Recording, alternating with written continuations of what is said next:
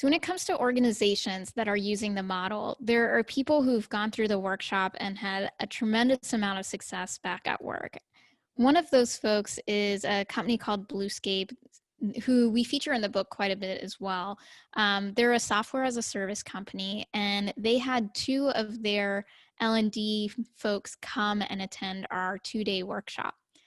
And this was, at the time, this was a new L&D team. So they came, they were really looking at how to design learning effectively, because everyone back at Bluescape had a very common idea of training. It was, okay, we send everyone to the class, we hope they listen, we hope they learn, and when they go back to work, we hope they apply it.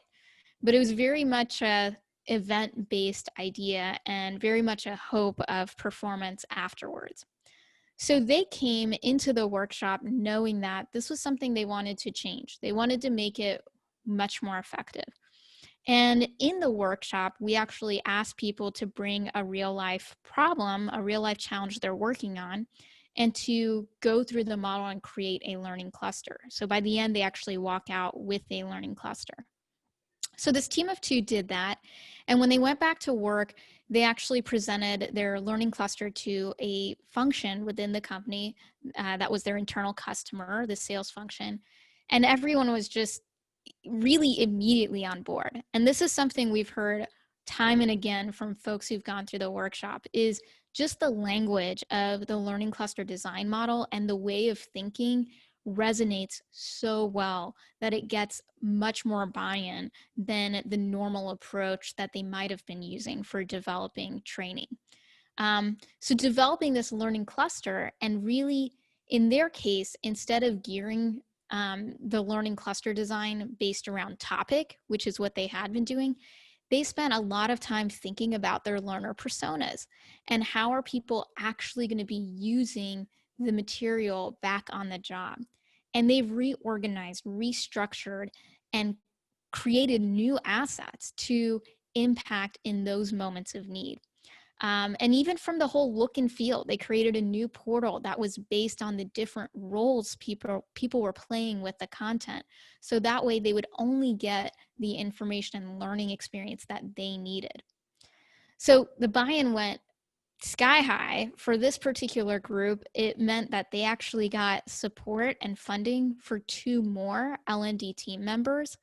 A few months later, they added another 2 members and also got funding for a video studio.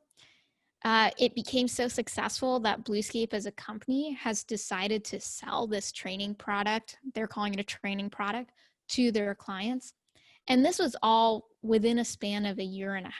They went to the workshop, and now 1.5 years later, they have a total of 10 team members, this video studio, and the learning cluster has become a product of their company. So these are the kinds of really transformative stories we've been hearing.